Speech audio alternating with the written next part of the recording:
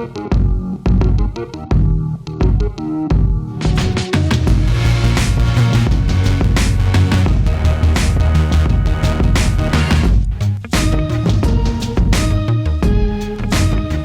do this. Welcome to Women Who Startup at Basecamp Denver. This is our live edition, and let's welcome Giorgi from Mighteor to the stage. I am Giorgi, founder and CEO of Mighteor. Mighteor is one of the country's first internet video production companies. I founded this company 4.5 years ago with me, myself, and I, and $50,000 of my own savings and a desire to do production completely differently. Okay. And now today we have 2 offices, one here in Denver and one in Minneapolis. And I have 8 incredible people who call themselves Mighteorites. And we're kicking ass and enjoying every minute of the journey. I got almost a nearly full ride scholarship to the University of Minnesota. And my parents said, you need to study something practical where you can actually get a job after this is done. And so fortunately for me, I took their advice, I heeded their advice, and I decided to pursue journalism. I got really lucky that it's a very transferable knowledge.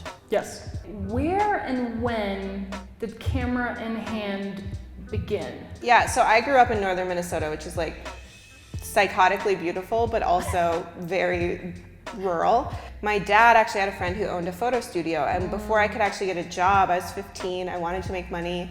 I got a job as the darkroom assistant at this photo studio in Virginia, Minnesota. So when you go to journalism school, what they don't tell you is that your life is horrible for the first 5 years after you go to journalism school. My first job, I made $22,000 a year.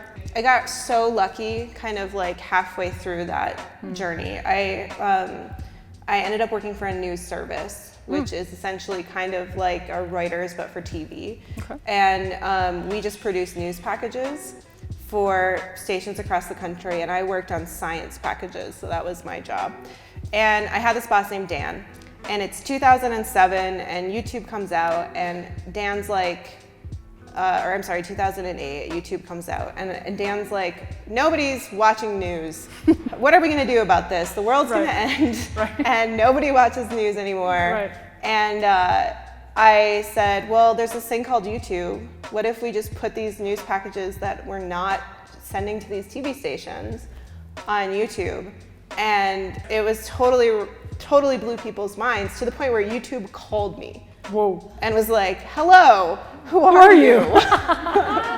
How do we get other people to put news on YouTube? And I'm like, oh my God, YouTube is calling me. You know, it's just like this moment of, I'm a nobody. I'm an assistant editor that's like twiddling away on tape. Well, and critically, I had a boss who just said to me, you're seeing something that I'm not seeing.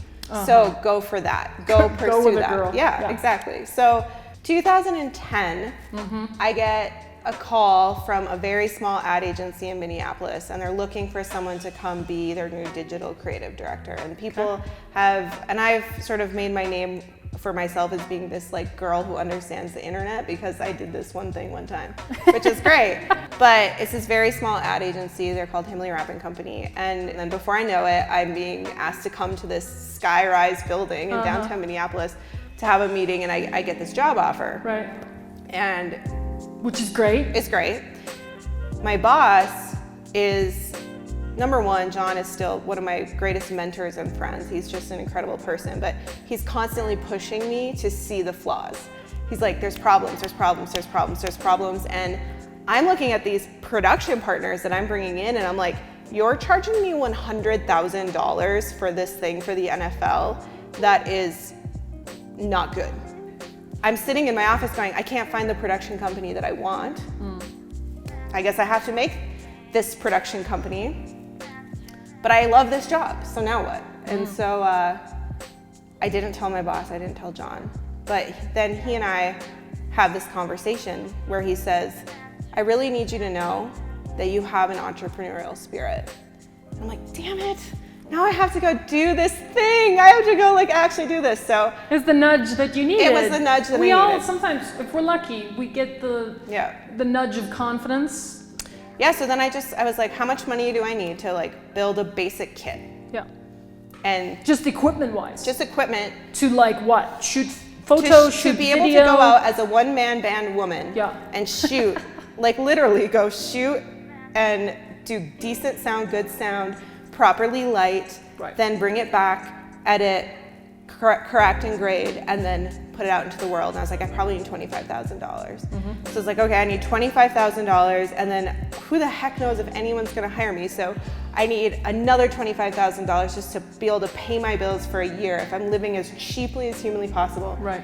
So I set this target of as soon as I save $50,000, I'm out of there. She's off to the races. That was the mission. I was side hustling, and I was, as much as possible, just not spending money if I didn't have to spend money. But I'm also a practical person, so I knew in my heart of hearts I wasn't gonna be able to go into a banker and be like, I would like to start an internet video production company. And I knew what was gonna happen. They were gonna Google internet video production company, and literally nothing would come up, and they would be like, this is not a real business.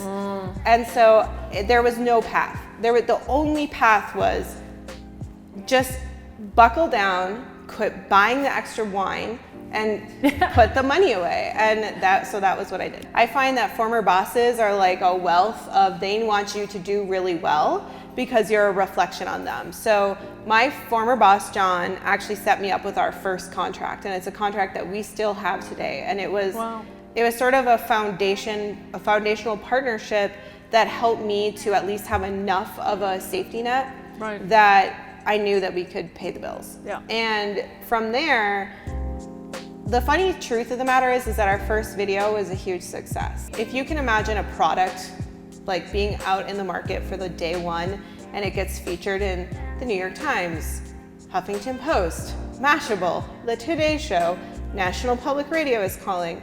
That all happened on this first project that cost no money. Wow. And was really a labor of love for every single person involved.